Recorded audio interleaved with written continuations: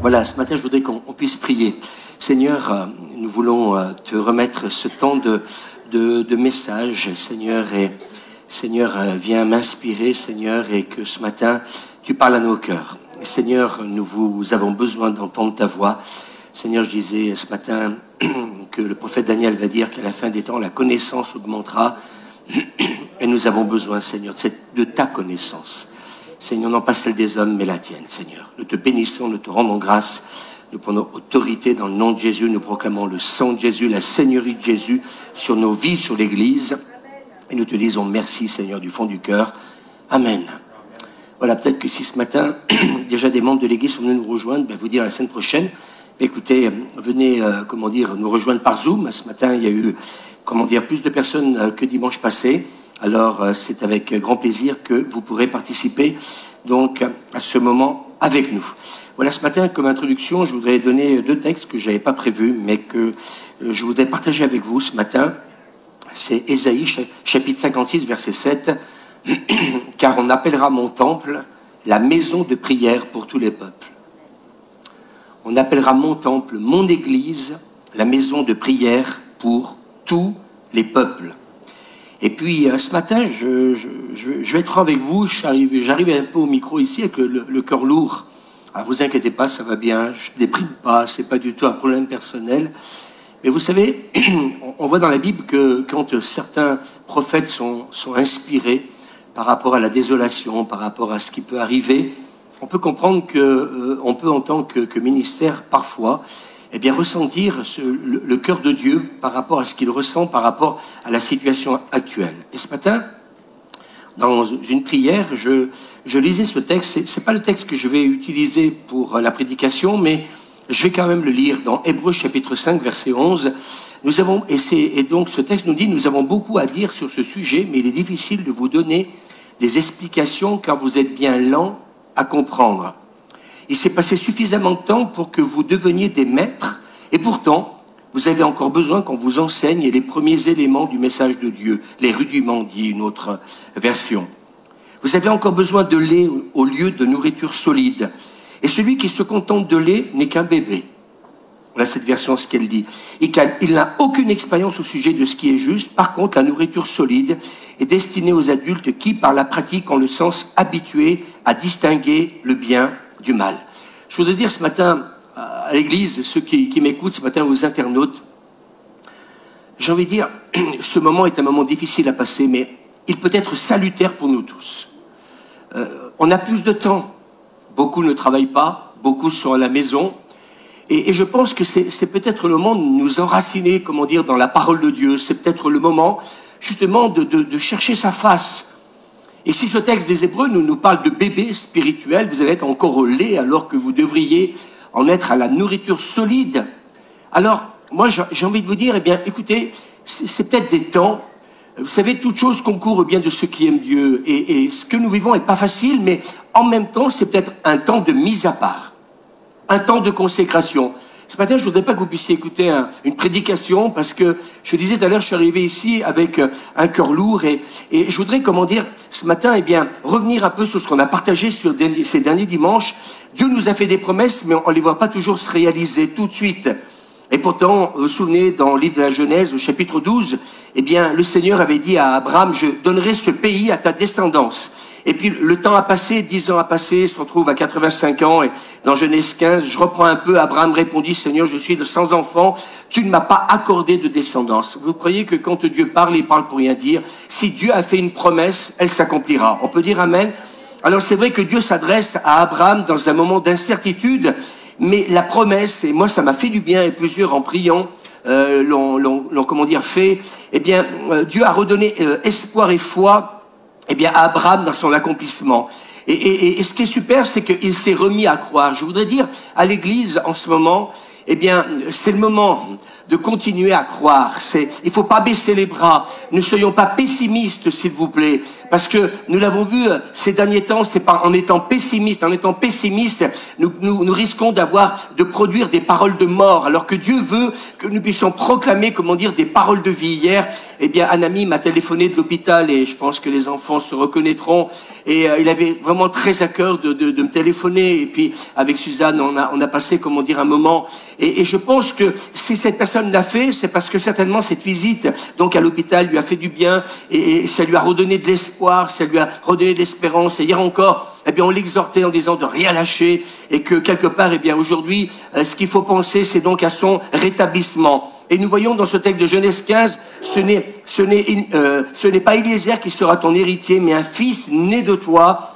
Et puis Dieu lui dit, contemple le ciel et compte les étoiles, si tu en es capable. Et il ajouta, tes descendants seront aussi nombreux. Amen. Alléluia.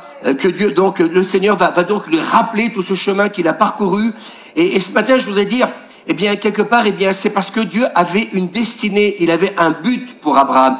Et moi, je voudrais dire ce matin, on a tous une destinée en Dieu. Dieu a un but pour chacun d'entre nous. Mais ce qui est important, c'est ce que Dieu dit, c'est ce que Dieu pense de moi. Est-ce qu'on peut dire Amen? Alors, Ésaïe, chapitre 55, verset 9, « Car mes pensées ne sont pas vos pensées, et vos voix ne sont pas mes voix, dit l'Éternel, et mes pensées au-dessus de vos pensées. » Et je pense qu'aujourd'hui, faisons attention à cet esprit terre-à-terre, cartésien. Je crois que ce que Dieu nous demande actuellement, eh bien, c'est de veiller, de faire attention à nos pensées. Amen. Alors, décidons de croire ce que Dieu pense. Amen. De nous et avançons. Vous savez que Dieu pense de belles choses de chacun d'entre nous. Il pense de très bonnes choses pour chacun d'entre nous. Vous le croyez? Il le pensait, comment dire, pour Abraham. Parce qu'il a une destinée, et cette destinée que Dieu a prévue pour nous, elle s'accomplira. Est-ce qu'on peut dire Amen? La destinée que Dieu a prévue pour nous, elle s'accomplira. Elle dépend que de nous, de ce que nous allons en faire. Est-ce que nous allons croire dans la destinée que Dieu a pour nous, ou alors nous allons être, comment dire, dans l'incrédulité? Et puis je voudrais revenir sur ce texte d'Ésaïe 62, au chapitre 6, et je pense que ce matin, eh bien, mon cœur était certainement lourd, parce que je pense que on a besoin de comprendre quelque chose en ce moment. Vous savez, j'essaye actuellement de prier avec Suzanne et puis de demander au Seigneur, vraiment, qu'est-ce que tu veux nous dire maintenant, ce dimanche, cette semaine passée et la semaine qui vient. Et nous voyons dans ce texte, sur tes murailles, Jérusalem, j'ai placé des veilleurs, des gardes, des sentinelles. J'ai pris plusieurs versions. Des veilleurs, des gardes, des sentinelles. Ils ne devront jamais se taire. Ils ne devront jamais se taire. Moi, j'ai envie de vous dire, eh bien, écoutez, c'est vrai que humainement parlant, on peut pas prier 24 heures sur 24. Humainement parlant, c'est pas possible. Mais ce qui peut être possible, peut-être une journée encore à la rigueur, oui. Mais après, le faire plusieurs jours, c'est plus compliqué. Je parle par rapport au sommeil. Mais ils ne devront jamais se taire, ni le jour ni la nuit. Vous qui rappelez au Seigneur le souvenir de Jérusalem, ne faites aucune pause, dit cette version. Aucune pause. Ne le laissez pas en repos. Ne laissez pas Dieu en repos jusqu'à ce qu'il l'ait rétabli. Et là, je me suis posé, comment dire, un peu plusieurs questions cette semaine par rapport, comment dire, ce texte, parce que Dieu nous appelle à ne pas nous relâcher, mais à imiter ceux qui obtiennent les promesses. Et la vraie question, c'est que tout le monde n'hérite pas des promesses de Dieu, parce que tout simplement, eh bien, on n'est pas, comment dire, devant Dieu, à prier, à intercéder et supplier. C'est quelque chose, moi j'aimerais vous dire ce matin, que peut-être nous, en tant que croyants, on n'a pas compris. Je voudrais aborder certaines choses ce matin qui m'ont fait du bien, et je voudrais un peu vous emmener dans quelque chose d'important. Et je crois que des fois, on pense que la prière, oh Seigneur, bénis, s'il te plaît. Ce n'est pas ça, la prière. Quand on voit ce texte, eh bien, ne lui laissez donc aucun repos. Amen. Rappelez-lui. Il faut rappeler à Dieu le souvenir des promesses qu'il a faites. Vous allez me dire, mais est-ce que Dieu les oublie? Bien sûr qu'il les oublie pas. Mais Dieu aime qu'on lui rappelle les choses. Vous savez pourquoi? Parce qu'en fait, compte que le Seigneur veut nous dire, mais si, Louis, tu me rappelles mes promesses, ça veut dire que tu les as pas oubliées. Ça veut dire que tu manges, que tu dors, que tu vis avec. Vous m'entendez?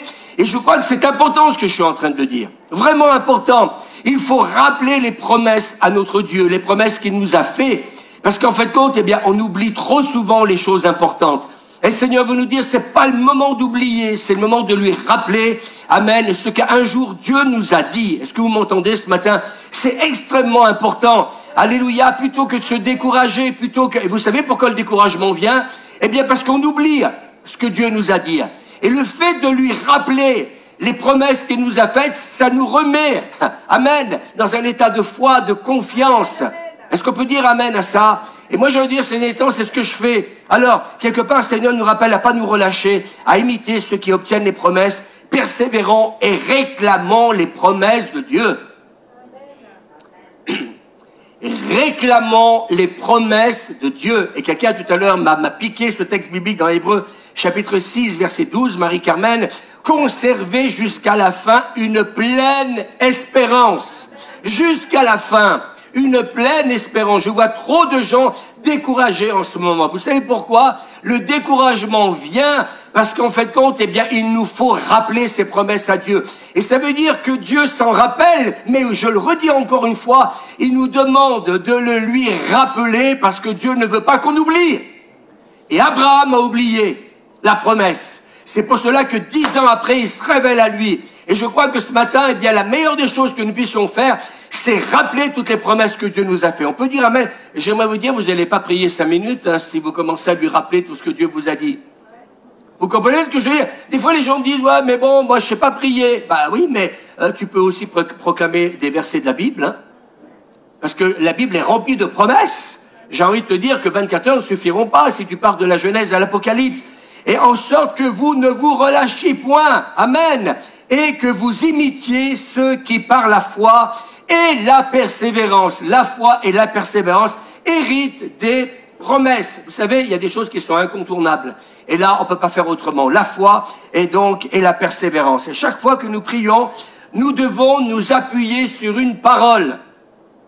Cette semaine encore, ça m'a fait du bien. Le Seigneur m'a dit, mais quand tu pries, Louis, il faut que tu t'appuies sur une parole que je vais te donner par l'inspiration de mon esprit. Et ce matin, quand je vous ai écouté pour quelques-uns qui êtes venus, comment dire, prier, j'ai énormément apprécié vous entendre proclamer des textes bibliques.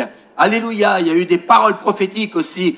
Et en fin de compte, vous vous êtes appuyés sur ce que Dieu dit. Ne vous appuyez jamais sur les hommes, mais appuyez-vous, parce que les hommes peuvent faire des promesses qui ne tiendront pas. Mais Dieu, alléluia, eh bien, tiendra toujours ses promesses. Et le peuple dit amen, alléluia. Amen, une promesse que Dieu nous a dite. Et quelque part, eh bien, arrêtons de nous inquiéter. Amen, mais rien au monde n'est plus sûr, j'ai noté, rien au monde n'est plus sûr qu'une promesse de Dieu. Nous avons vu dimanche passé, Habakkuk dit, le temps est fixé. Le temps est fixé. Je ne vois pas encore la promesse se réaliser, mais le temps est fixé. Et chaque année, j'ai noté, nous rapproche de notre promesse. Chaque mois qui passe, chaque jour qui passe, eh bien, nous rapproche de la promesse. Eh bien, même si Abraham, il a fallu qu'il attende 100 ans, mais mes amis, eh bien, les années ont passé, mais il s'est rapproché de la réalisation de la promesse, jusqu'au jour où il l'a vu s'accomplir. Est-ce qu'on peut dire amen? Alors, chaque année qui passe va voir notre rêve devenir de plus en plus tangible, et la persévérance dans la prière obtient l'exaucement. J'ai réalisé quelque chose ce matin, cette semaine plutôt, et on va voir ce texte qui est très clair. Mais ce que nous manquons de persévérance. Je disais des fois à Suzanne, et ça peut aussi nous arriver, vous savez, la prière gnangnan. On prie pour se donner bonne conscience. Et cette prière, ah moi j'ai prié ce matin, ouais c'est bien.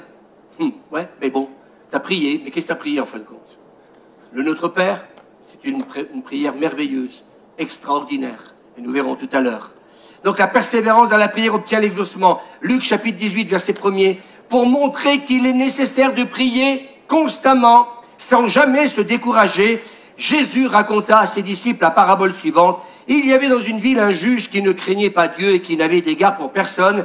Il y avait aussi dans cette même ville une veuve qui venait constamment le trouver pour lui dire, le trouver pour lui dire.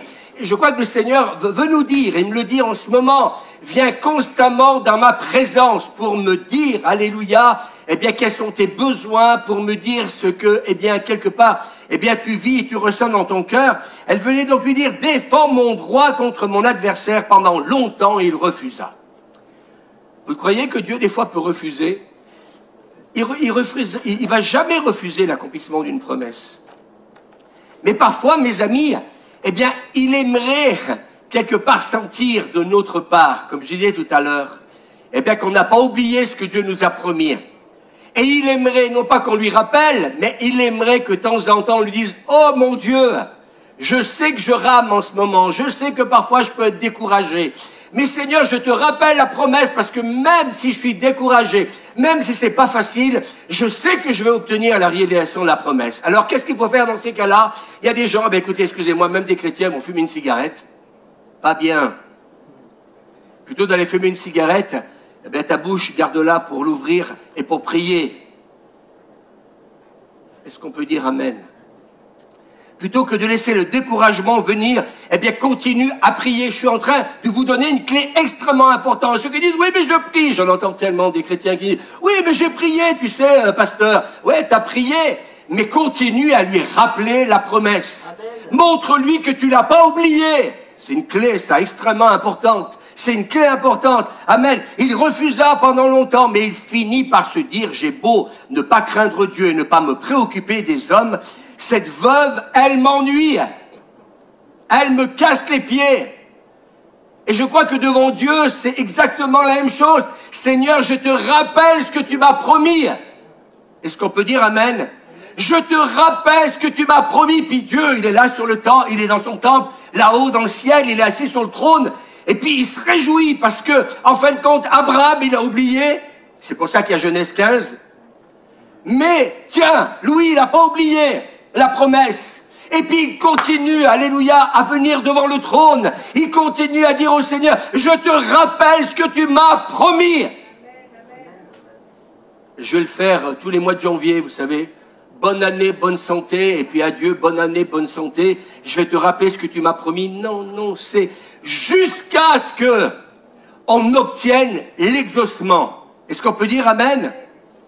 Cette veuve m'ennuie, je vais donc lui donner gain de cause pour qu'elle ne vienne plus sans cesse me casser la tête. Alors pouvez-vous supposer que Dieu ne défendra pas le droit de ceux qu'il a choisis et qui crient à lui, ce texte nous dit jour et nuit, et qu'il ne tardera pas à leur venir en aide. Et ce verset dit, vous l'avez lu comme moi, et ce matin c'est quelqu'un, je ne me souviens plus, ce matin, oui c'est Jean-François ce matin. Oui, vous l'avez entendu? Qu'est-ce qu'il a fait? Il a rappelé. Il a promis. Non, il n'y a pas que ça qu'il a fait. Il a crié. Vous savez, dans nos églises, on n'aime pas entendre des chrétiens crier. Eh bien, vous voulez que je vous dise, c'est biblique. Et on va le voir ensemble, que c'est biblique de crier. C'est marqué déjà dans ce texte-là. Et qu'il a choisi qu'il crie à lui, qui crie, non pas qui prie, mais qui crie à Dieu. Parce qu'il y a des moments quand une promesse ne s'est pas encore réalisée. Quand vous êtes dans la Moïse, quand vous vivez un moment difficile, vous avez deux choix. Soit à un moment donné, vous allez râler, vous allez vous plaindre, vous allez tomber dans l'incrédulité, vous allez dire Dieu m'a oublié. Ou alors en pleurant, en criant Seigneur, je te rappelle, alléluia, amen, qu'un jour, eh bien nous serons dans un stade, alléluia, nous annoncerons l'évangile et la ville de Voiron sera sauvée.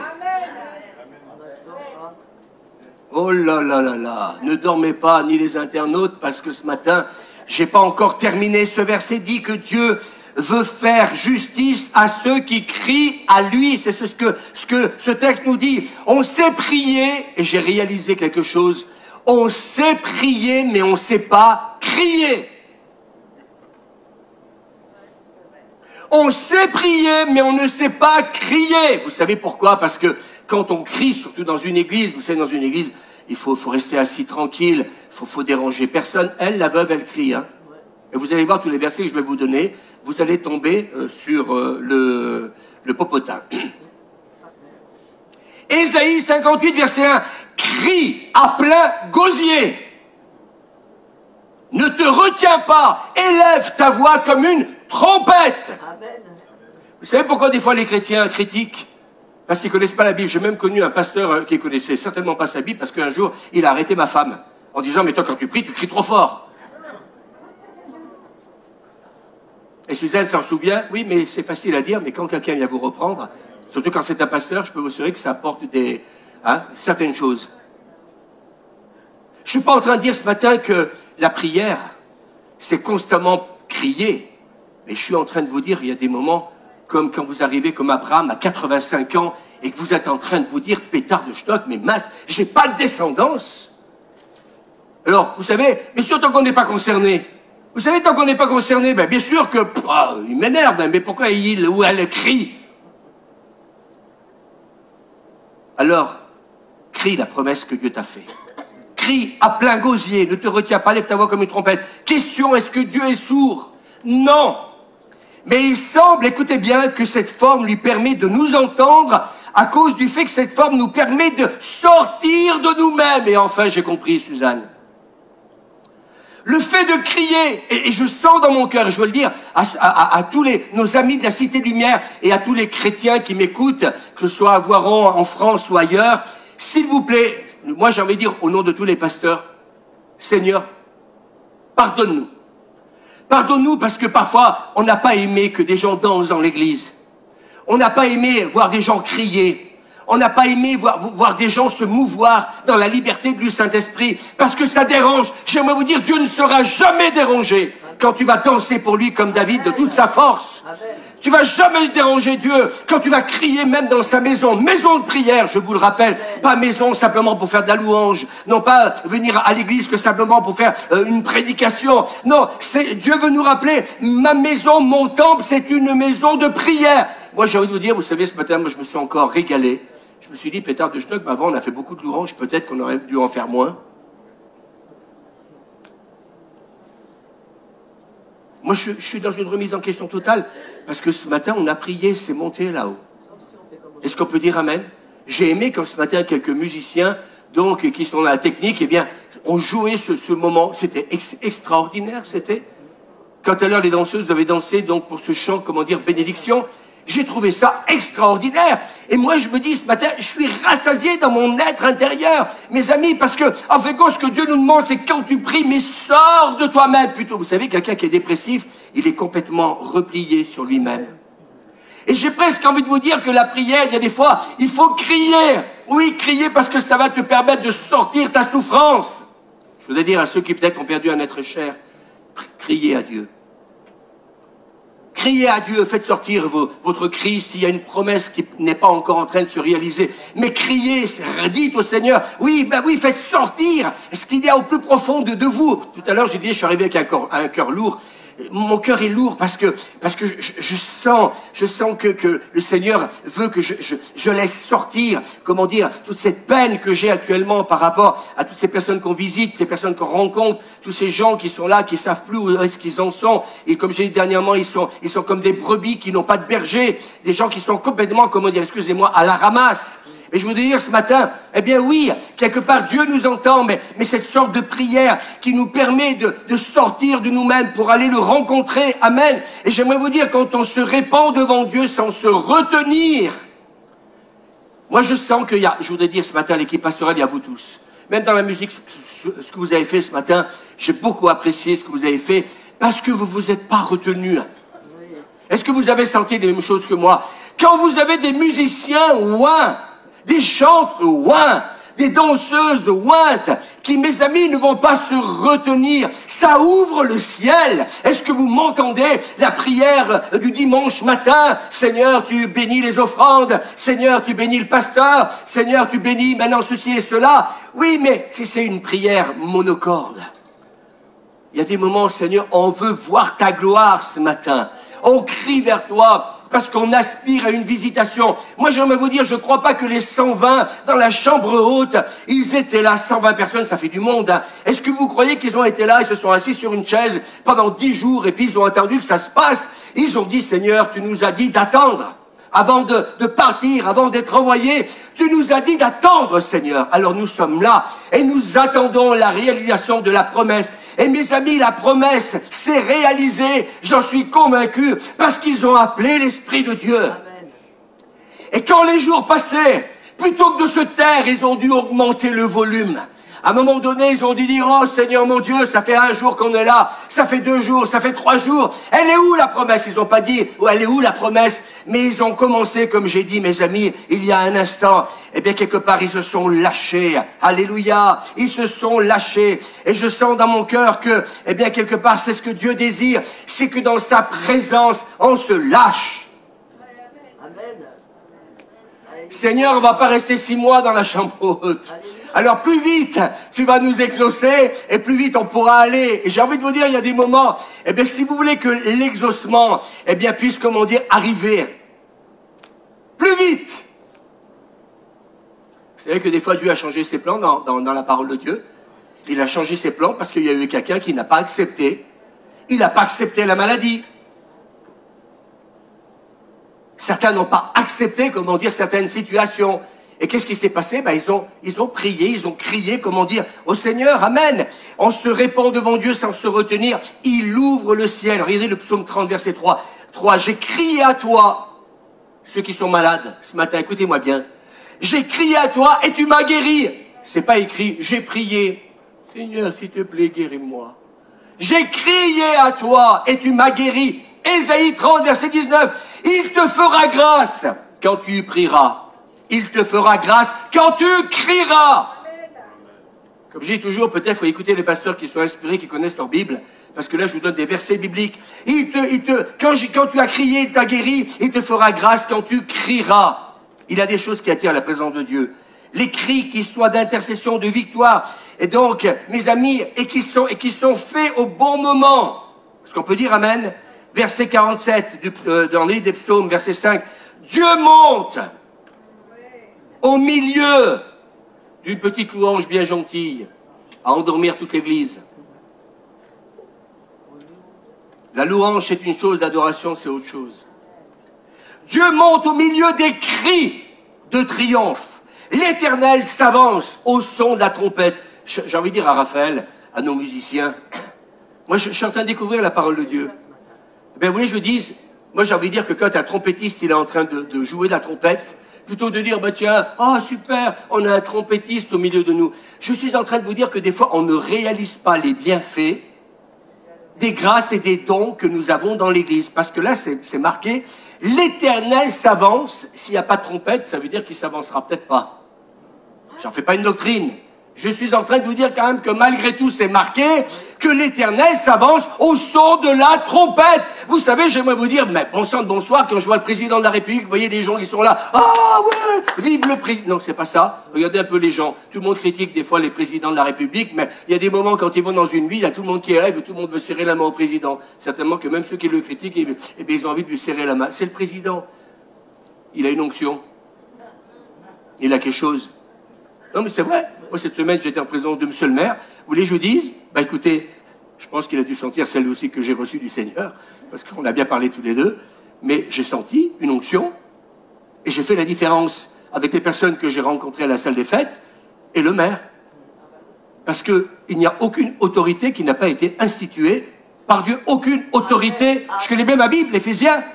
Aucune autorité qui n'a été instituée, comment dire, de Dieu. Ça veut dire que Dieu, il a une certaine autorité. Et cette autorité, quand quelqu'un l'a reçue, vous la ressentez. On la communique. Donc maintenant, l'idée n'est pas de crier pour crier. Un cri a une valeur dans la mesure où il correspond, écoutez bien, au cri du cœur. Il ne s'agit pas de dire je vais crier comme Jean-François ce matin. Le cri du cœur. Lamentation, Jérémie 2, chapitre 2, verset 18. Leur cœur crie vers le Seigneur. Leur cœur crie vers le Seigneur. Dieu lui-même élève sa voix avec force. Dieu lui-même, à ceux qui pensent qu'il faut toujours rester silencieux. Oh là là, non, mais il faut faire taire Suzanne. Hein. Non, il ne faut pas la faire taire. Si la prière vient du cœur, eh bien, vient nous déranger. Vous savez, j'aimerais vous dire que quand les choses viennent du cœur, ça dérange le religieux. Celui que vous allez déranger, c'est pas celui qui est plein de Dieu, mais c'est le religieux. Vous savez pourquoi? Parce que le religieux ne sait pas toujours ce que c'est que de vivre la vie de l'esprit. Il ne sait pas toujours ce que c'est que de vivre la présence de Dieu. Peut-être que ce matin, je parle avec assez d'autorité, mais je ne vais pas baisser le volume parce que ça me fait du bien. Ça me fait du bien de parler fort. Ça me fait du bien. Vous savez, quand je dis ça, c'est pas le fait de parler fort, c'est que je suis en train de me dire Amen à ce que tu dis, pas sous l'inspiration du Saint-Esprit. Continue. Ésaïe 42, verset 13. L'Éternel s'avance comme un héros. Écoutez bien, il excite son ardeur. Oh là, attention, vous allez réveiller Dieu. Hein. Oh, attention, la musique ce matin. Enfin, certains pasteurs, si vous m'écoutez, je ne vais peut-être pas faire ami avec certains, mais j'ai envie de dire à mes amis pasteurs, relisez votre Bible aussi, ça vous fera du bien. Parce que ça me fatigue, moi, de voir quelque part que dans nos églises, il manque du cœur. Vous savez pourquoi? Parce que des fois, on est en train de dire à nos chrétiens, levez-vous, et tout le monde se lève. Asseyez-vous, et puis asseyez-vous. Et puis maintenant, alléluia, ben déplacez-vous, etc. Et puis quand les gens commencent à se lâcher, qui commencent à exprimer avec leur cœur leur passion à Dieu, d'un seul coup, le pasteur, il arrive... Dieu n'est pas un Dieu, ce verset qui m'a gonflé, excusez-moi de parler comme ça. Dieu n'est pas un Dieu de désordre, mais d'ordre. Et on ramène ça, et cet esprit d'un seul coup, il se réjouit, parce qu'il est en train de voir, eh bien, Suzanne, remplie du Saint-Esprit, il commence à la voir s'exprimer, danser, lever les bras, elle commence à tourner, tournoyer, elle commence à dire, Alléluia, Dieu est bon. Et puis d'un seul coup, le pasteur, putain, mince, oula, ah oui, Madame Duchenoc, qui est là-bas au fond, qui s'est d'ailleurs endormi pendant la louange. D'un seul coup, elle se réveille, elle va voir le pasteur. Mais attendez, elle connaît pas sa Bible, Suzanne. Dieu est un Dieu d'ordre. Peter, je suis en train de faire démolir là des choses. Vous savez, je voudrais vous dire ce matin, oui, ce temps de confinement, il est extraordinaire. Peut-être pour les autres, enfin, moi je sais pas, je vis plus tellement qu'il y a à faire, mais je suis en train de vous dire ce que j'aime ce temps. Pas la maladie. J'aime ce temps parce qu'il nous fait prendre conscience que Dieu veut que l'on sorte, qu'on prenne notre cœur, notre âme et qu'on la secoue. Hein, quand vous sortez le paillasson parce qu'il est plein de poussière, secouez votre être entier. Alléluia. Amen, il s'avance comme un héros, il excite son ardeur comme un homme de guerre. Il élève la voix. Je vais le dire doucement. Il jette des cris. Dieu qui jette des cris. Il manifeste sa force contre ses ennemis. Oh, pétard, vous savez, je crois que des groupes de louanges et puis un peu tout le monde, des pasteurs, des leaders devraient un peu étudier leurs paroles parce que ça pourrait quelque part empêcher des chrétiens qui ont envie d'exprimer leur amour, leur ardeur, leur passion pour Dieu. Alléluia, de le faire. Moi, j'ai envie. Vous savez, ce matin, on met plus de présidence ni de coprésidence. Et je dis à Suzanne, mais c'est très très bien. Moi, je reste au fond, je suis là. C'est plus la sono, tout le monde qui fait son boulot. J'ai plus envie de tout ça. J'ai envie, vous savez, j'ai parlé un jour de la vague. C'est quand un surfeur, il veut, surfer sur une vague, il attend la vague. Mais quand la vague, elle est là, il sait s'entraîner par elle. J'ai envie, moi, d'attendre la vague. Et quand la vague est là, yahoo! Yaha! Vous qui m'entendez, internaute, vous inquiétez pas, ça va bien. Ce matin, j'étais en train d'écouter à la radio, en venant à l'église, que tout le monde est dépassé, les psychiatres. Je crois que les dépressions ont augmenté, c'est monté comme ça, c'est monté, ils sont tous inquiets. D'ailleurs, ils étaient même en train de dire ce matin, il va peut-être falloir prendre des décisions importantes parce que on a le sentiment que le Covid c'est une chose, mais que comment on va récupérer tous les Français avec ce qui est en train de se passer. Il y a une détresse morale, il y a une détresse spirituelle, les gens n'en peuvent plus. Et je crois que il faut respecter, oui, les gestes barrières, mais il faut aussi se pencher sur l'après. Et je me permets de dire ça aussi ce matin, mais je n'irai pas plus loin. Il jette des cris, il manifeste sa force contre ses ennemis. Sachons crier à Dieu avec notre cœur, sachons répandre nos cœurs au lieu de garder nos prières intérieurement. Cantique des Cantiques, chapitre 6, verset 10. Qui est celle-ci qui apparaît comme l'aurore, belle comme la lune, resplendissante comme le soleil? C'est vous, c'est moi. Mais oui, mais terrible, comme des troupes sous leur bannière, mais terrible. Une armée, ça fait peur, bon sang de bonsoir. Et des fois, l'église, elle ressemble à un cimetière.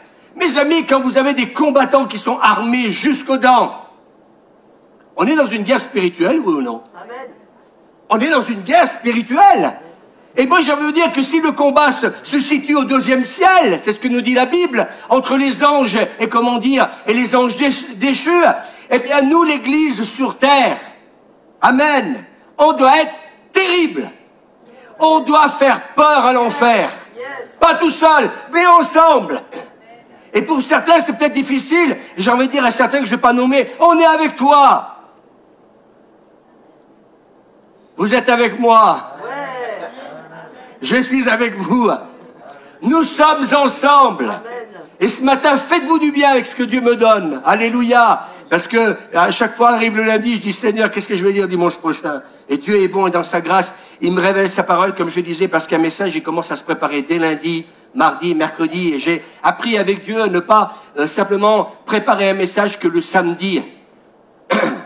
Parce que vous faites une erreur. Parce que si vous êtes en communion avec Dieu, ce matin, vous l'avez été. Est-ce que vous avez reçu ces textes lundi passé? Peut-être, mais peut-être que la plupart, vous les avez reçus hier, ou peut-être cette nuit, ou peut-être ce matin. Vous comprenez ce que je veux dire? Et moi, à chaque fois, je note. Je suis toujours en train de noter tout ce que Dieu me donne. Je mets ça de côté, puis après, à la fin de la semaine, je rassemble tout. Puis des fois, je dis, il y a beaucoup de choses que je ne vais plus utiliser, parce que le Seigneur nous fait passer, comment dire, à autre chose. Mais moi, j'aimerais vous dire une chose. On revient à ce texte de Luc, chapitre 18, verset 8, de la veuve. Moi, je vous dis qu'il défendra leurs droits promptement, mais seulement lorsque le Fils de l'homme viendra, trouvera-t-il encore la foi sur la terre? Il y a quand même des questions quand même qu'il faut se poser quand même. Eh bien oui. Eh bien moi j'ai envie de dire ce matin, oui. Il trouvera la foi. Il trouvera la foi parce qu'il va trouver des chrétiens qui vont continuer à croire ses promesses. Il va trouver des chrétiens qui vont dire, Seigneur, mon Dieu, ça tarde. Mais alors, Seigneur, je vais exprimer, je dirais, ce qu'il y a là à l'intérieur. Moi, je ne sais pas, je vous pose la question, mais peut-être que certains pensent que je suis comme ça de nature. J'étais pas comme ça. J'ai été introverti avant de me convertir. La foule, non pas je détestais, je supportais pas d'être au milieu des gens. On aurait pu me cacher dans un trou de souris. Eh bien, je me serais caché dans un trou de souris. Mais j'ai appris avec Dieu à exprimer dans l'abondance du cœur. Dans l'abondance. Et moi, je voudrais dire à l'Église qui allait bientôt revenir, peut-être Dieu voulant, le 6. Alors certains disent, oui, mais tu crois qu'ils vont réouvrir? Prie. Est-ce que tu cries? Oui.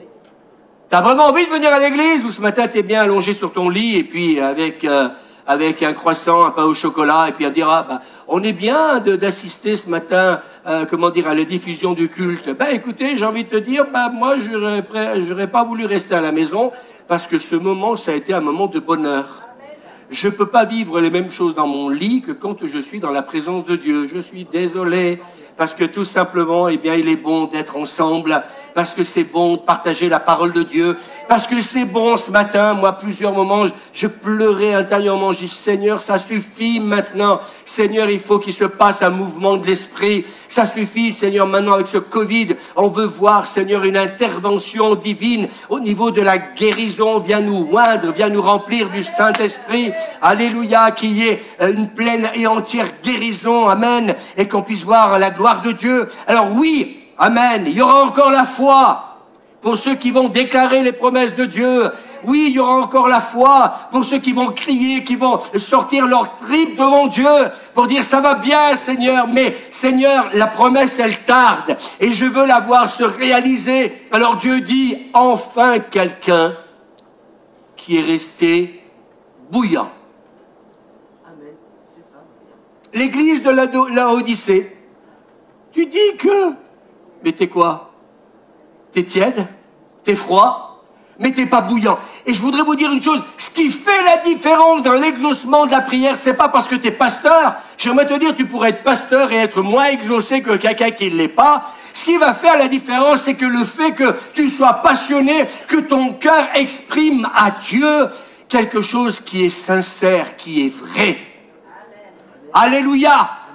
Et la prière superficielle, elle verra jamais l'exaucement. Parce que mes amis, je parlais tout à l'heure de quelque chose de religieux. Le religieux, Dieu n'en veut pas. Il veut l'abondance du cœur. Il veut que tu sois, passionné pour les âmes. Vous savez pourquoi dans certaines églises, ils se retrouvent 24 heures sur 24 pour prier. Il faut le faire, ça. Avec des groupes de louanges tous les 2 heures. Je me dis, mais oui. Voilà. Ouais, oui, voilà, ok. Donc ça va mieux là comme ça, voilà. Faut que je me peigne un peu, non, c'est bon, voilà. Donc je continue. Donc pourquoi quelque part il se passe quelque chose? Il se passe quelque chose parce que mes amis, ils veulent voir la gloire de Dieu.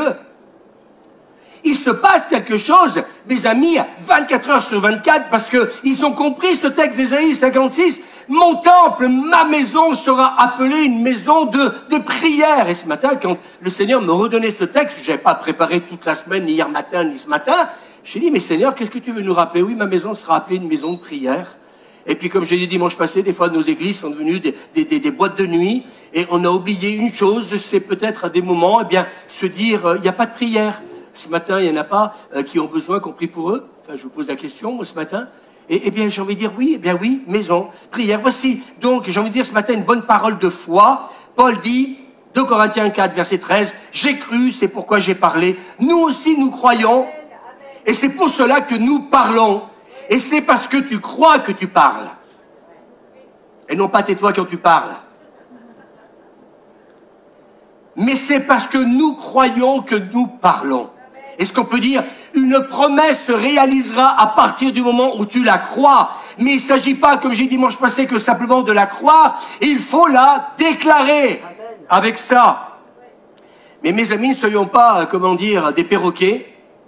Ou tout simplement, comme j'ai dit, tout simplement, on répète une prière. Matthieu, chapitre 6, versets 7 à 8.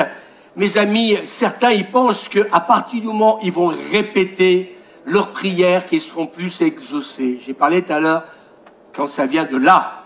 En priant, ne multipliez pas de vaines paroles. Comme les païens qui s'imaginent qu'à force de paroles, ils seront exaucés. Ne leur ressemblez pas, mes amis. Il y a des paroles qui ne comptent pas. Surtout si elles ne sont pas vraies. Surtout si elles ne viennent pas du cœur. Et moi, j'ai réalisé toute la différence, elle va se faire à ce niveau-là. Il faut qu'elle vienne du cœur, il faut qu'elle soit vraie, il faut qu'elle soit sincère. Nous pouvons, moi j'ai réalisé qu'on peut passer à côté d'exaucement de prière quand nous sommes des moulins à vent, quand nous sommes des perroquets. Tout simplement, il y a des églises, moi je suis désolé de le dire, mais j'entends toujours un peu les mêmes choses. Si elles viennent du cœur, je dis amen, mais si elles sont répétées tout simplement comme une récitation, moi, le Notre Père, eh bien, peut-être que dans nos églises évangéliques, eh bien, on n'est pas toujours en train, eh bien, de répéter le Notre Père. Mais je sais une chose, c'est qu'à chaque fois que je l'ai fait, que ce soit ici ou ailleurs, c'est une prière que j'aime. Parce que je la trouve complète. Parce que quand nous disons pardonne-nous nos offenses comme nous pardonnons à ceux qui nous ont offensés, ben c'est peut-être le moment de se dire, est-ce que j'ai pas un problème de pardon? Donne-nous, Seigneur, notre pain quotidien. Ça veut dire que peut-être que ce matin, eh bien, quelqu'un a un besoin. Eh bien, Seigneur, donne-nous notre pain quotidien. Vous voyez, ça vient de là. Notre Père qui est aux cieux, notre Père. Que ton nom soit sanctifié. Vous ne croyez pas que l'Église a besoin de le déclarer, ça? Que ta volonté soit faite. Vous ne croyez pas que c'est le moment de dire à notre Dieu que ta volonté soit faite? Tiens, il est en train de répéter le Notre Père. Que ta volonté soit faite. J'ai envie de dire amen. C'est une belle prière, mais je ne veux pas qu'elle devienne une récitation. Vous êtes d'accord avec moi? Car c'est à toi qu'appartient tous les siècles la gloire, la puissance et le règne. Elle est magnifique, cette prière. Alors, mes amis, nos paroles sur nos lèvres ne sont pas suffisantes. Matthieu, chapitre 15, verset 8. C'est bon d'étudier la parole. Les paroles, donc, sur nos lèvres ne sont pas suffisantes. Ce peuple m'honore, me respecte en parole seulement, mais son cœur est très loin de moi. On arrive des fois dans des églises, on se dit, oh là là, ce sont vraiment des saints. Elles sont belles, leurs prières. Mais, zic. Et peut-être que quelqu'un va même réciter le Notre Père. Pardonne-nous. Oh, il arrive.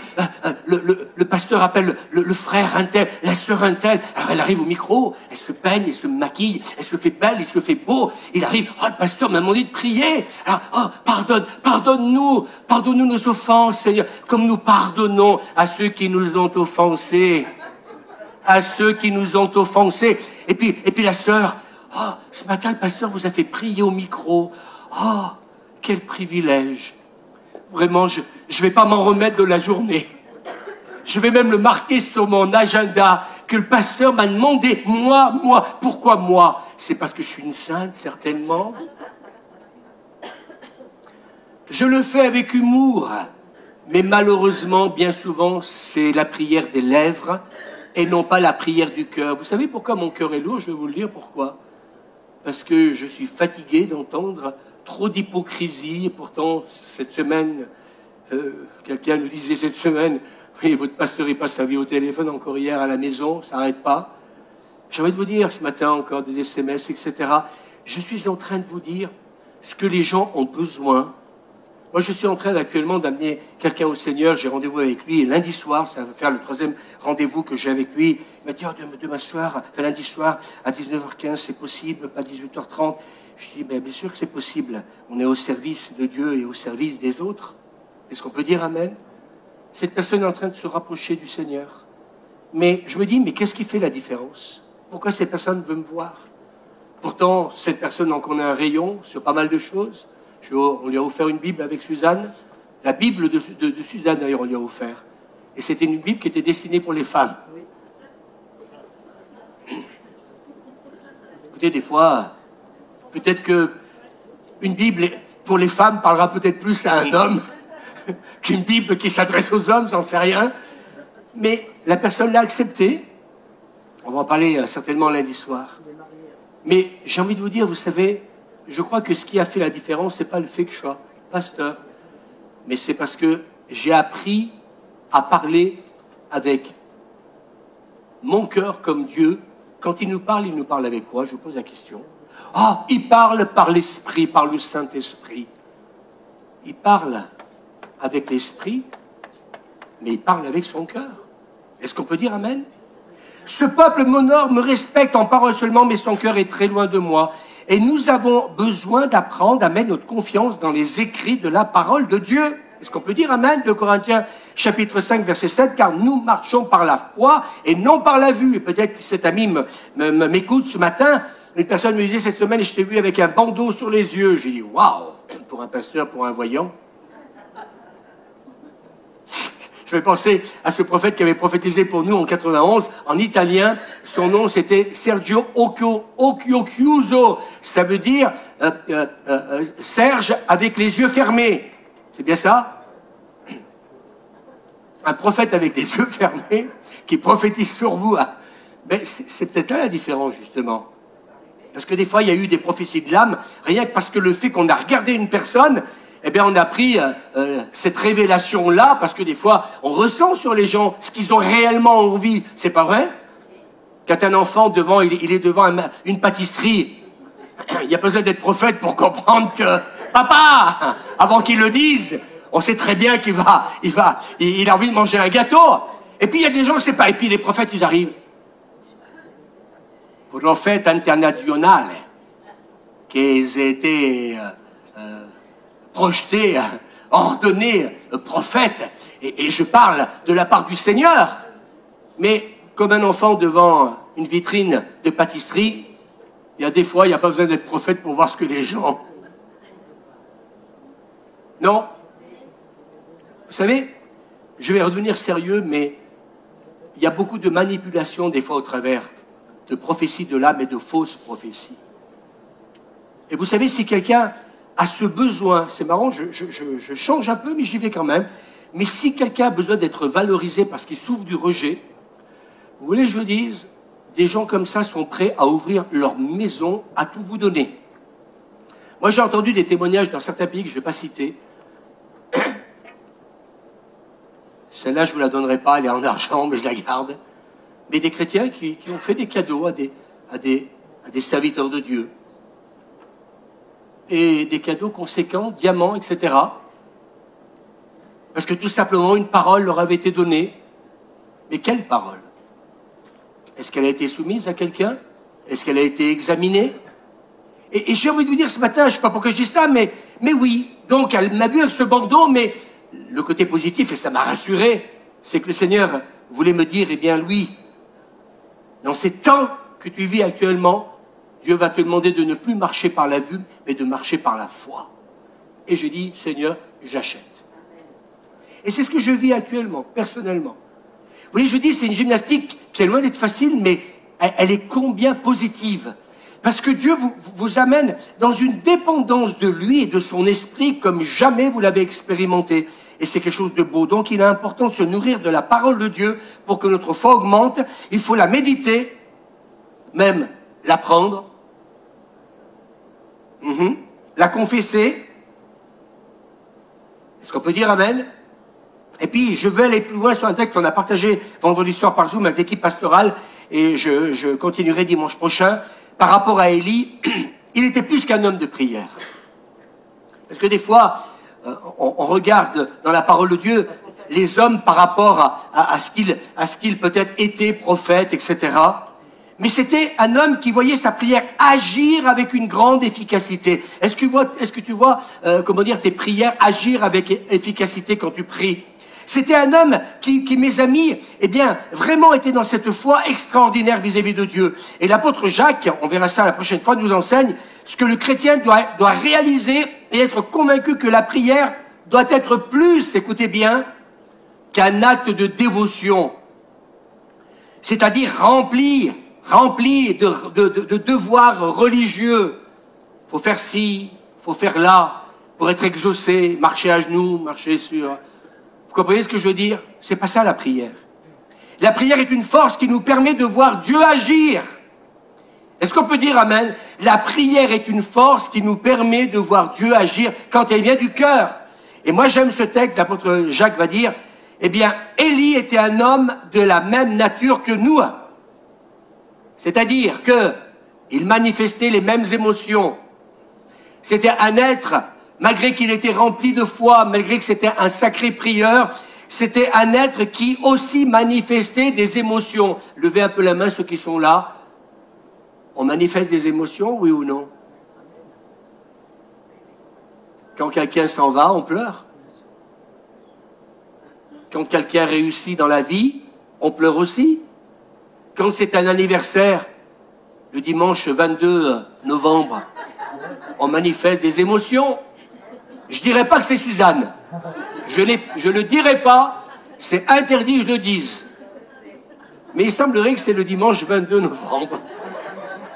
Alors, elle pourra pas me disputer parce que je l'aurais pas dit. Je l'ai pas dit. Alors, oui, manifester des émotions. Il était, écoutez bien, et moi je dis amen aussi, il était assujetti aux mêmes faiblesses que nous pouvons nous aussi avoir. Il faut arrêter de faire les hommes de Dieu des gens parfaits. Eh bien, les hommes de Dieu, ils manifestent des émotions comme vous et moi, et puis ils sont aussi assujettis à des faiblesses. Si les pasteurs m'écoutent, je vous pardonne de dire la vérité. Il faut arrêter de se prendre pour ce qu'on n'est pas. Rappelons-nous, nous prions le même Dieu que celui d'Élie. Moi, ça m'a fait du bien, je l'ai noté là, je n'en ai pas pour longtemps. Nous prions le même Dieu que celui d'Élie. Ce Dieu qui a exaucé Élie, s'il a exaucé Élie, il va aussi exaucer nos prières, nos cris, nos intercessions. On peut dire amen. Alors notre Dieu veut répondre à nos prières comme il l'a fait pour celle d'Élie. Et puis je vous rappelle quand même que malgré qu'il avait des émotions, qu'il avait des faiblesses, mais la Bible nous dit que quand même c'était un homme qui était juste. La prière qui agit avec efficacité provient aussi d'un cœur juste. Et mes amis, Élie cherchait à vivre une vie sanctifiée et droite aux yeux de Dieu parce que c'était un homme consacré à Dieu. Je voudrais dire à tous les internautes, avec ce temps de confinement, c'est peut-être le moment de revoir notre consécration. Faisons un bilan, bon sang de bonsoir. Ah, mais j'étais chez le médecin, il a fait un bilan. Ouais, ben bon, c'est bien. Il fait un bilan avec la parole de Dieu. Puis tu vas vite te situer. Un homme consacré à Dieu agit en fonction non pas de ce qu'il pense, écoutez bien, mais plutôt en fonction de ce que Dieu dit dans sa parole. C'est important ce que je dis. Il n'agit pas en fonction de ce qu'il pense, mais en fonction de ce que Dieu dit dans sa parole. Et nous verrons dimanche prochain ce que Dieu va lui révéler. Tu vas prier. Non pas que c'est lui venu comme ça à l'esprit, heureusement d'ailleurs. Parce que dans ce cas-là, celui qui voudrait qu'il fasse beau parce qu'il veut aller se baigner ce jour-là, si l'agriculteur se met à prier, maintenant il faut qu'il pleuve. je crois qu'on va avoir un sacré problème entre l'agriculteur et entre celui qui veut aller se baigner avec un soleil à 40 degrés. Ça risque de ne pas le faire.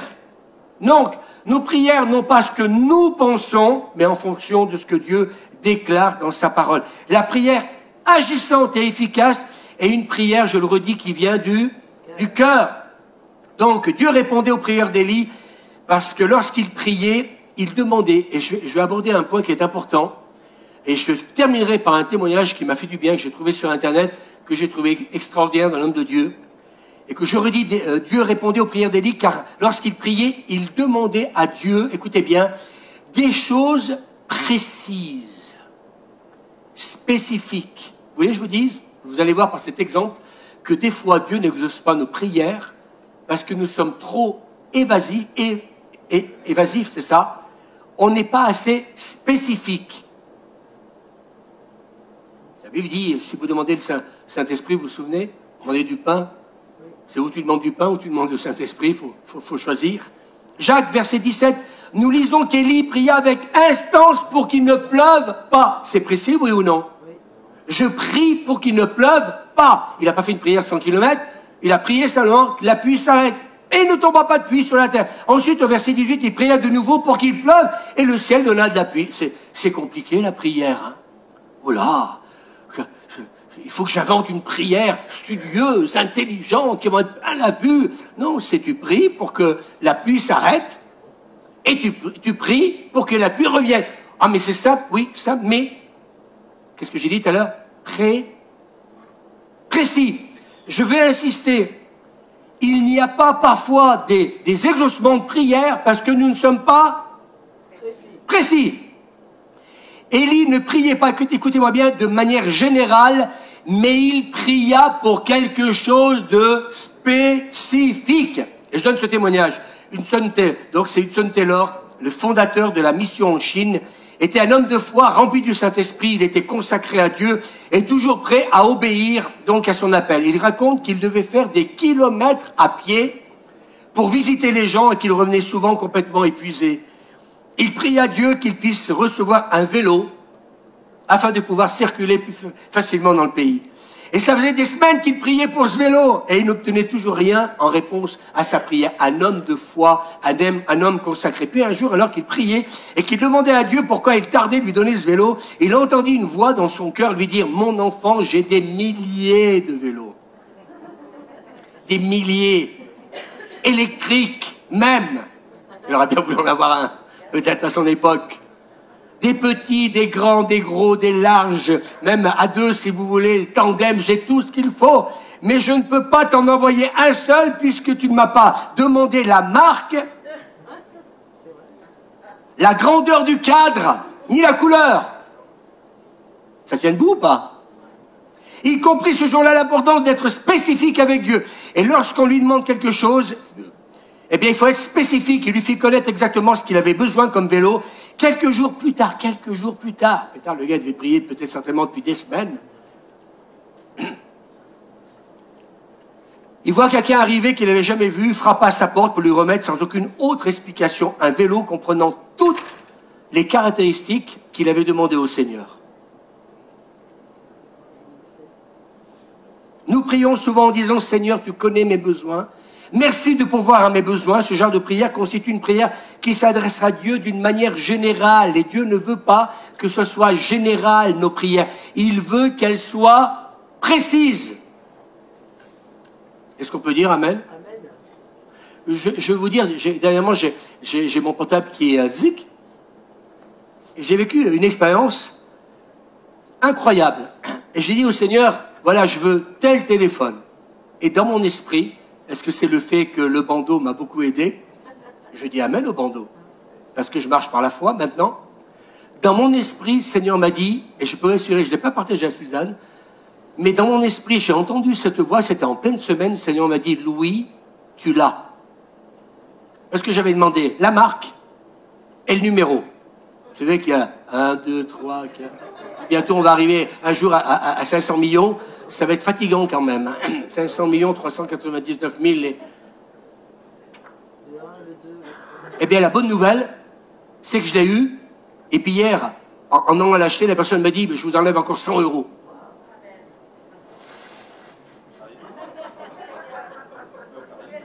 Pas 5 euros, 100 euros. Et vous savez pourquoi? Parce que quand on y est allé, il y a 2 jours de ça, avec Jean-Frédéric pour le choisir, elle me dit, écoutez, elle me dit, c'est incroyable, mais depuis 2 jours, ils ont baissé. Ah bon? Ils ont baissé. Elle a mis 3 jours pour recalculer tout le truc. Elle me dit, en fin de compte, il y a encore 100 euros en moins. Sois précis. Est-ce qu'on peut dire amen? Alors certains peut-être qu'ils se disent, ah mais il plaisante dans ce qu'il dit. Non, je ne plaisante pas. Je suis en train de vous dire que le vélo, il ne l'avait pas tant qu'il n'a pas été précis. Je voudrais bien qu'il soit électrique, mon vélo. Sois précis. Est-ce qu'on peut dire amen? Dieu aime quand on s'adresse à lui, non pas d'une manière générale, mais qu'on s'adresse, Seigneur, j'ai besoin de force, ou Seigneur, je cherche un travail. C'est précis, oui ou non? Oui ou non?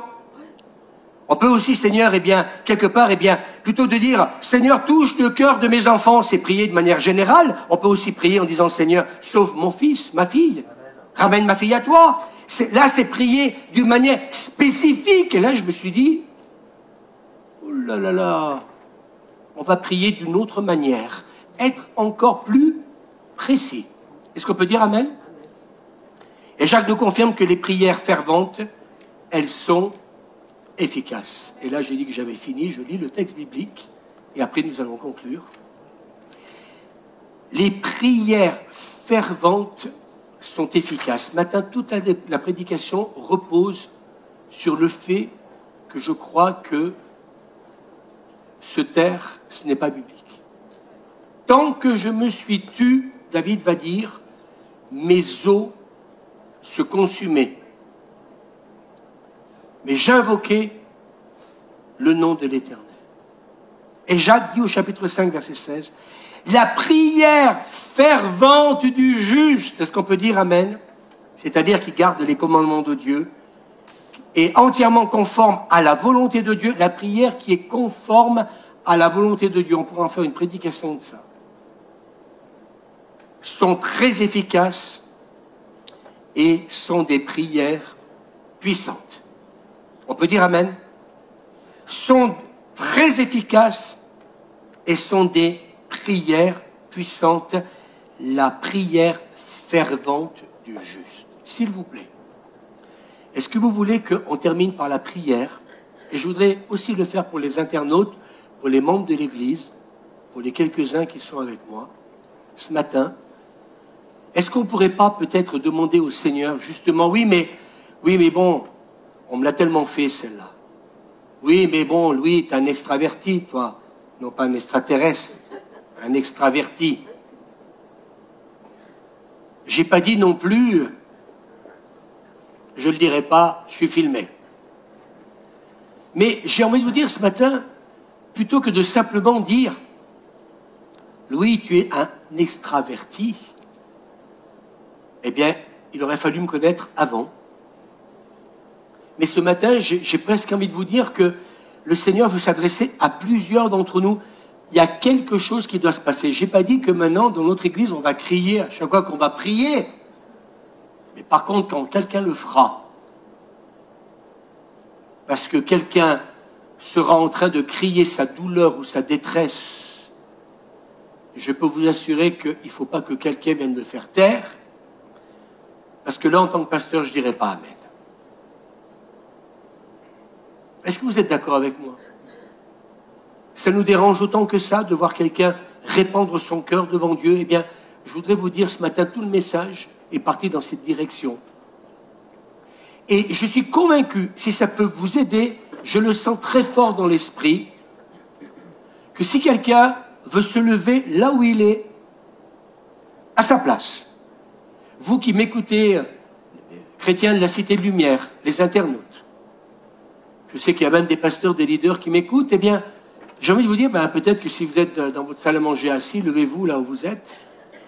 J'aimerais qu'on fasse cette prière, Seigneur. J'ai peut-être réalisé ce matin, au travers de ce message, cet enseignement, que j'ai besoin de plus rien garder là, ce qu'il y a dans mon cœur. Ce matin, 2 personnes sont venues voir s'ils pouvaient aller jouer de la batterie et comment dire, j'ai presque envie de vous dire ce matin, j'ai envie qu'il y ait encore davantage de liberté au milieu de nous. Parce que s'ils sont venus me voir, c'est parce que dans leur cœur, ils ressentaient ce besoin de faire ce qu'ils ont fait et ça nous a bénis. Mais moi, je n'ai pas senti quelque chose qui était intellectuel, j'ai senti que ça venait du cœur. Et l'Esprit de Dieu a pu vous saisir parce que vous avez laissé jaillir les choses. Je disais hier au téléphone, et la personne que j'ai invitée cette semaine, les enfants me reconnaîtront, la personne ne fait que pleurer au téléphone. Et je lui ai surtout pas dit, que ce soit en visite ou que ce soit au téléphone, arrête de pleurer. Je lui ai surtout demandé de continuer, de lâcher sa souffrance. Parce que la guérison va passer par le fait d'exprimer sa souffrance. Et j'aimerais vous dire que si vous voulez avoir des prières, l'exaucement de certaines prières, eh bien j'espère de tout mon cœur que vous avez été bénis ce matin au travers du message. Et que ça va vous permettre à l'avenir de vous lâcher encore davantage. J'ai une responsable, je ne vais pas dire son prénom aujourd'hui, mais avant, elle dansait pas toujours. Mais maintenant, quand elle danse, vous voulez que je vous dise? Mais est-ce que je suis heureux quand je la vois danser? Elle ne fait pas partie je dirais, du groupe de danse de l'église, mais il n'y a pas besoin d'en faire partie d'ailleurs.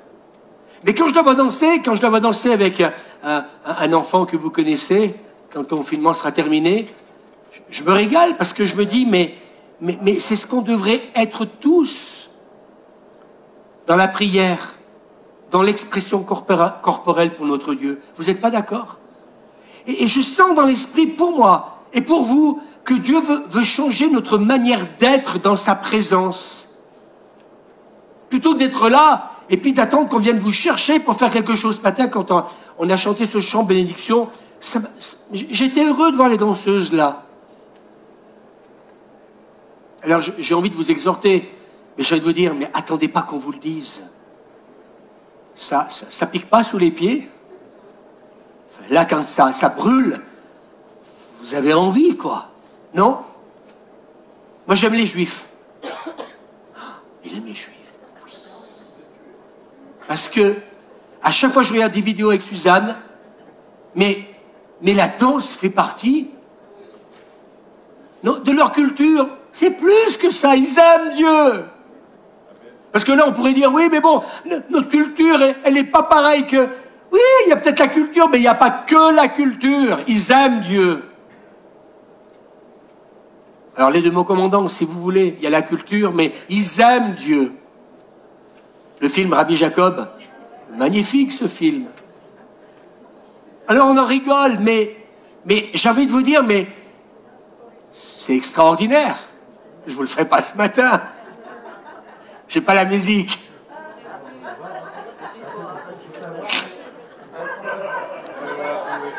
Non, c'est bon, j'ai donné.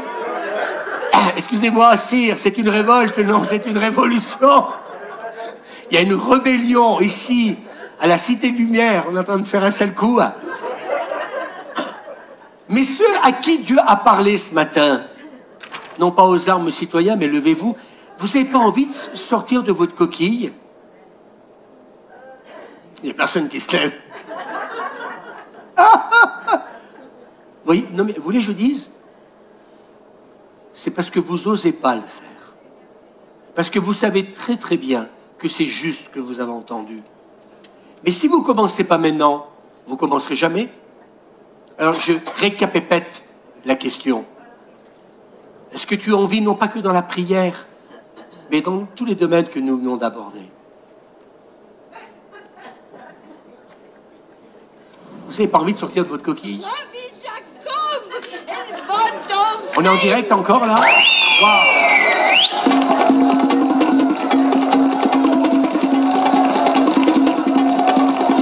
Alors, internautes, si vous m'écoutez, ça va bien, hein?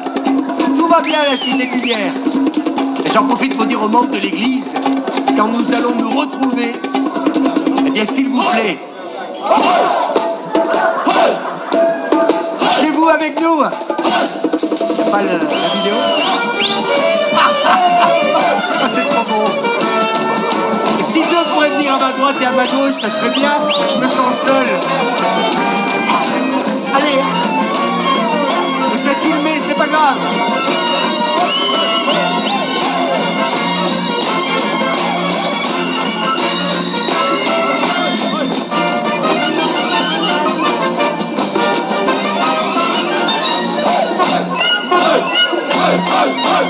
À dimanche prochain, à bientôt, que Dieu vous bénisse et nous finissons ce culte dans la joie et dans la bonne humeur. Si d'autres veulent venir un ou deux encore.